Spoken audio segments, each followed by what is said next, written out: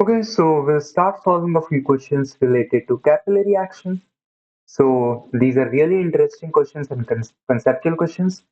Try challenging yourself and do these questions before me. So we'll be starting with question number one. In the question number one, we are given a beaker. Beaker के अंदर liquid भरा हुआ है, and we have a solid and beaker दोनों का जो pair है, उसका आपको रेडियस उसका आपका angle of contact theta given है. Then there is R. Now, what is this R? This R is the radius of the beaker. Radius of the tube. So this is R. इसका जो radius of contact, ये वाला जो radius बनता है, radius of the surface, sorry, that is called capital R, right? तो उस पर difference याद रखना. Small r is the radius of the tube. Capital R is the radius of curvature of the surface of liquid formed inside the tube. Fine. So आपको S given है, which is the surface tension of the liquid, theta given है, angle of contact, and R given है, radius of the tube.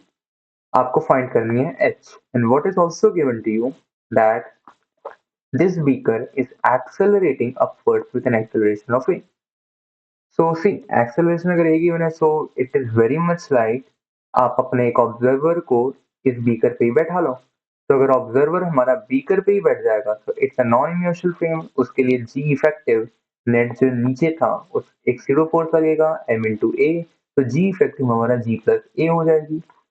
So all the formulas and all the derivation जो हमने ऊपर किया था with जी, उसको आप रिप्लेस कर सकते हो जी इफेक्टिव से, एंड वो सारे वैलिड होंगे. So finally without any calculation we can get that height would be equal to 2s cos theta rho ji effective into are. तो जी की जगह हमने जी इफेक्टिव डाल दिया and everything is as it is. Fine.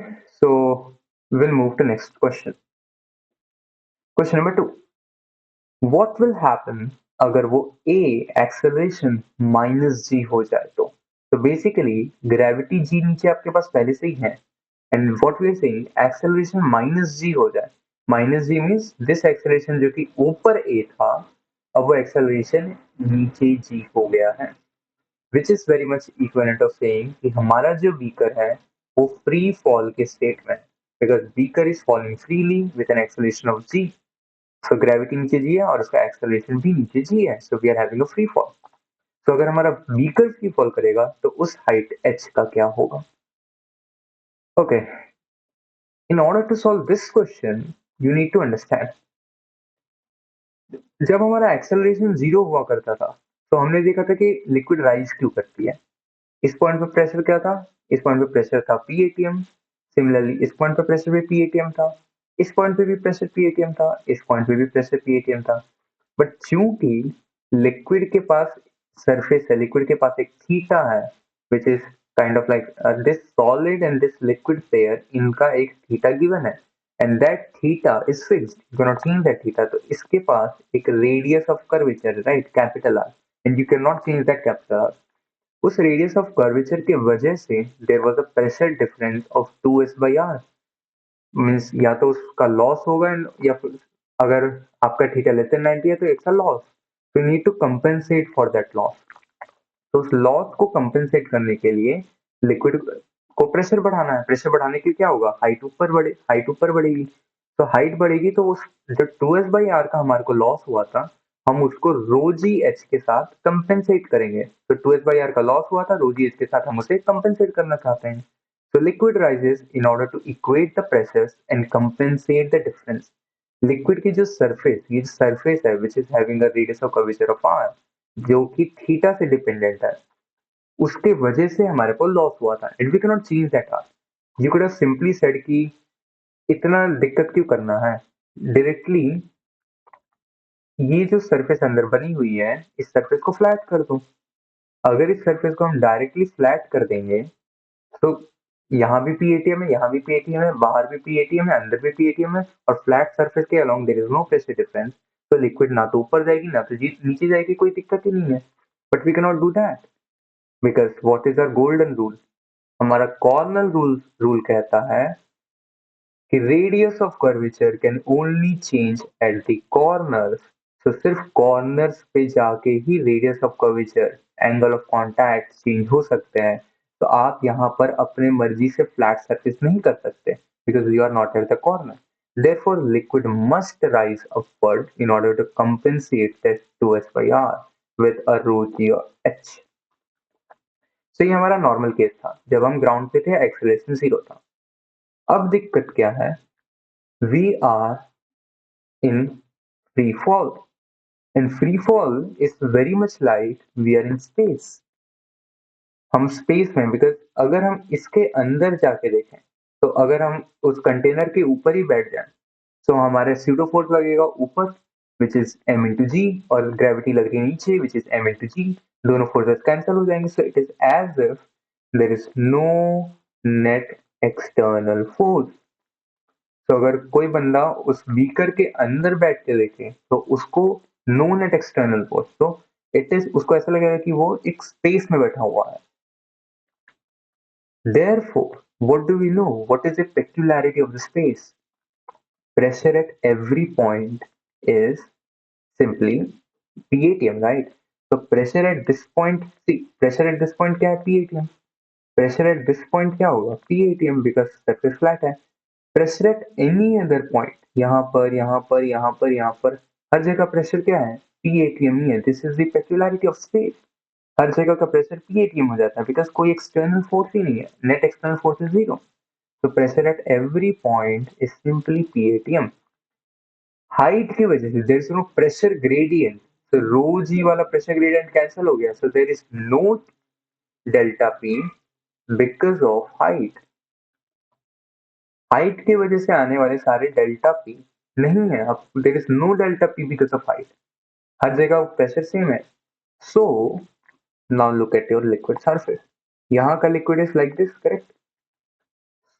सो इस liquid के surface की वजह से आप प्रेशर के लॉस में -2s/r का कंपेंसेशन आपको करना पड़ेगा, because pressure at this point is PATM, pressure at this point is PATM, but because of surface, surface is not allowing you to get those pressures, right?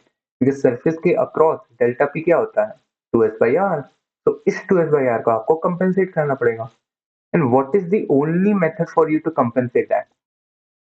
Liquid उस 2s/r के delta P को कैसे compensate करता है? ऊपर उठ के. तो liquid will try to rise. Liquid ऊपर उठना चाहेगा, ऐसे लिक्विड ऊपर उठेगा, ऊपर उठेगा, ऊपर उठेगा, और हाइट गेन करने की कोशिश करेगा, एच हाइट गेन करने की कोशिश करेगा, ताकि उसका वो जो 2s/r का प्रेशर लॉस हुआ था, उसको वो रो जी एच के साथ कंपेंसेट कर सके. But what is the beauty? Space में कोई रो जी एच है ही नहीं. There is no rho gh in space. Space में pressure gradient 0 है. My pressure gradient is 0 in space. So even if अगर liquid ऊपर जा भी रही है, तो height की वजह से उसको कोई pressure का gain नहीं होगा. So liquid won't be able to compensate for this 2s/r ever. So क्या ये system कभी भी equilibrium में नहीं आएगा? No. This is the beauty. Remember our rule. हमने कॉर्नर रूल में क्या कहा था? Radius can change at the corners. Corners पे जाके रेडियस चेंज हो सकता है अगर उसे प्रेशर्स को इक्वेट करने की मजबूरी आ पड़ी है तो. So therefore what will happen? Liquid ऊपर उठेगा, उठेगा, उठेगा, उठ के एकदम टॉप में चले जाएगा. Look at this beaker. So this is my tube, और लिक्विड एकदम टॉप पे चले गया है, like this. So this is my liquid currently at the top of the beaker, sorry, top of the tube. अब क्या होगा?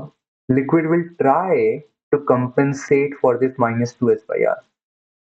इस radius of curvature जो कि इसका कैपिटल R है, इसके वजह से you are getting a -2s/r का loss, and liquid has to compensate for that pressure. और उस प्रेशर को हाइट तो कंपेंसेट कर नहीं पा रहा है. तो लिक्विड क्या करेगा?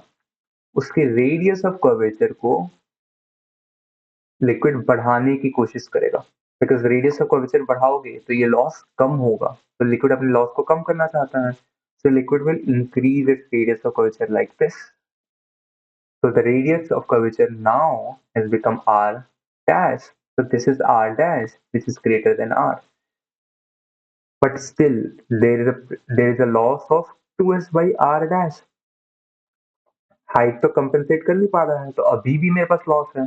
सो ये ट्यूब क्या करेगा, उस रेडियस ऑफ कर्वेचर को और बढ़ाएगा, तो बढ़ा के finally it will make that radius of curvature infinity, and finally जो लिक्विड होगी वो फ्लैट हो जाएगी। तो लिक्विड का जो सरफेस है वो ट्यूब के अंदर फ्लैट हो जाएगा with radius of curvature to be equals to infinity. तो ट्यूब ने उस पूरी रेडियस ऑफ कर्वेचर को अपना मैक्सिमम जितना बढ़ा सकता था बढ़ा दिया।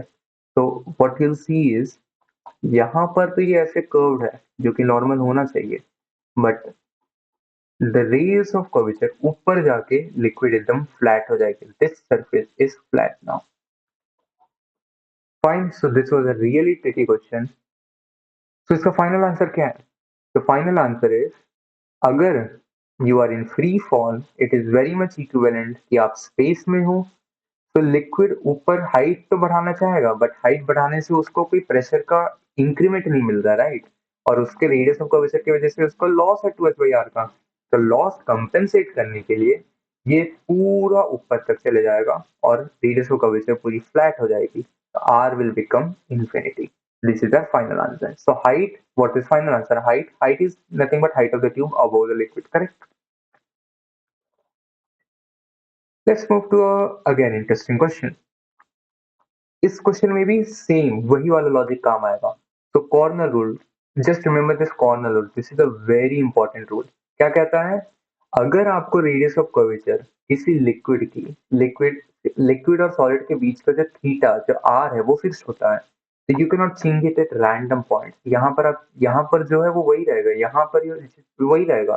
अगर रेडियस ऑफ कर्वेचर चेंज करना है तो वो सिर्फ कॉर्नर पे ही हो सकता है, अदरवाइज नहीं हो सकता है। Fine. So question number three. Question number three क्या कहता है? What happens when the length of the tube is insufficient?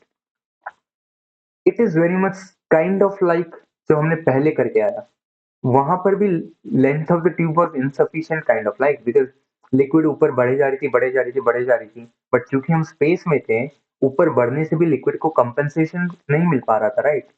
यहाँ देखते हैं यहाँ क्या होगा, लेंथ ऑफ ट्यूब अगर इनसफिशियंट, तो again let's equate the pressure. Pressure at this point is P atm. So pressure at this point is also P atm. So pressure at this point is also P atm. So in order to equate the pressure, अगर अगर मेरे पास sufficient tube होती, this is my sufficient tube, so मेरे liquid कुछ h height तक जाती.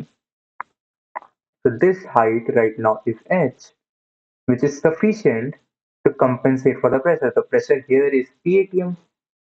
Pressure at this point is P atm minus 2s by r, where r is the radius of curvature of the liquid surface, and pressure at this point is Pa, so rho gh is able to compensate for 2s by r.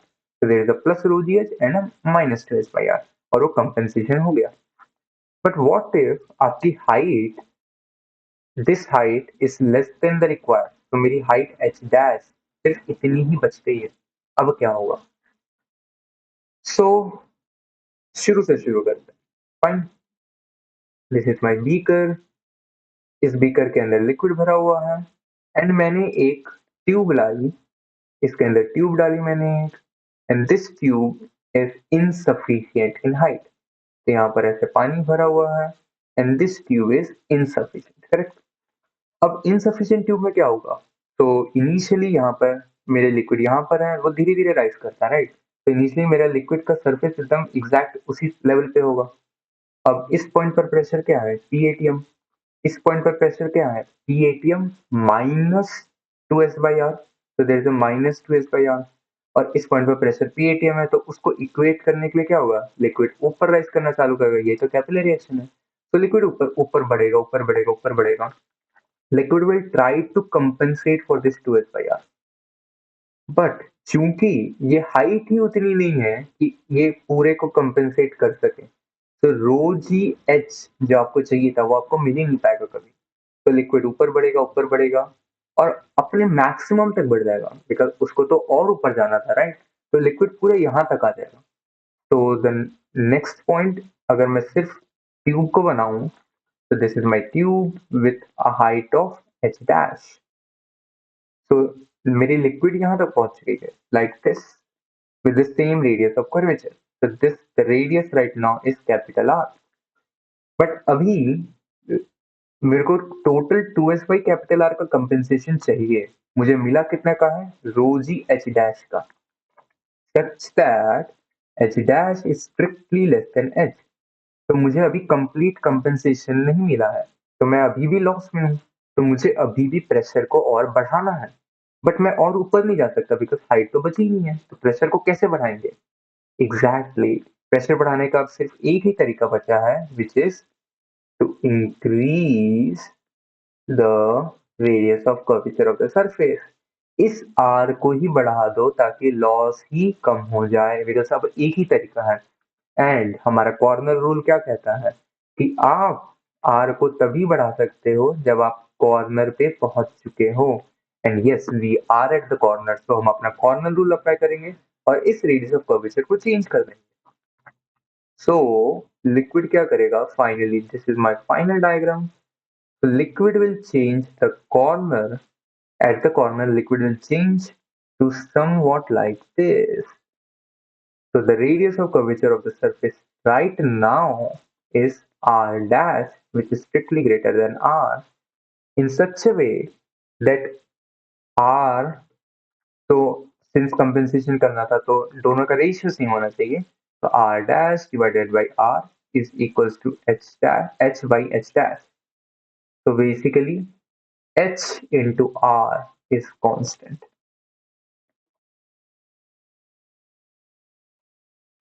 R dash by r is h by h dash. Fine, h into r is constant. So finally हमने क्या देखा कि liquid का tube जो है it tries to compensate that 2s by r. तो पहले compensation क्या करेगा? अपनी हाइट बढ़ा के लिक्विड ऊपर बढ़ेगा और उस 2s by r को कंपेंसेट करने की कोशिश करेगा. अगर वो कामयाब हो गया तो वो रुक जाएगा. अगर वो नहीं कर पाया तो वो फिर अपने रेडियस ऑफ कर्वेचर को बढ़ा के बाकी का कंपेंसेशन करेगा. राइट. सो इसका एक छोटा सा और क्वेश्चन है, क्या होगा अगर एच डैश जीरो हो? मीन्स हाइट है ही नहीं. तो अगर कोई हाइट है ही नहीं तो पूरा का पूरा कंपेंसेशन मुझे किससे करना पड़ेगा? रेडियस ऑफ कर्वेचर को बढ़ा के. तो फाइनली मुझे क्या करना पड़ेगा? यहाँ रेडियस ऑफ कर्वेचर को इन्फिनिटी करना पड़ेगा, because only then my pressures can be equated to be PATM and PATM, right? Because अब कोई हाइट ही नहीं बची है, तो यहाँ पर छोटू सा यहाँ r डैश है. So at this point this is my r. At this point the radius of curvature is r dash which is greater than r. और यहाँ पर radius of curvature पूरा ही infinity हो गया है because कोई हाइट ही नहीं बची. So पूरा compensation मुझे radius of curvature से ही देना पड़ेगा. Fine. So this was again a very interesting question and a tricky too. We'll move to our next question, which says, what will happen if the tube is tilted? तो अगर मैं tube को टेढ़ा मेढ़ा कर दूं तो क्या हाइट में कोई डिफरेंस आएगा? तो लॉजिकली थिंक, हाइट में डिफरेंस क्यों आना चाहिए? हाइट लिक्विड ऊपर क्यों बढ़ती है? In order to equate the pressure. तो अगर मैं टिल्ट भी कर देता हूं, but what is the direction of pressure gradient? Pressure gradient is still in the downward direction, right? So net effective minus 2s by r का आपको loss है. आपको नेट इफेक्टिव गेन चाहिए रो जी एच से. ये जो एच है, this h is actually, since my rho g is in the downward direction, h is in the opposite to that. तो आप नेट इफेक्टिव जो वर्टिकल हाइट ट्रेवल करोगे, that is only what matters, right? तो इसको देख भी लेते हैं. सो अगर हमारी ट्यूब सीधी होती थी तो लेट्स से हमारी लिक्विड ने कुछ एच हाइट ऊपर ट्रेवल किया.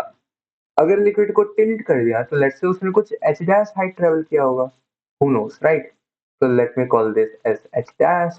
ये वाली height, the vertical height is h dash. Slanted height, let's call it, तो कुछ L होनी चाहिए. I don't care about that. Let's equate the pressures. अब हमें सिर्फ pressure equate करना है. तो pressure at this point is PATM.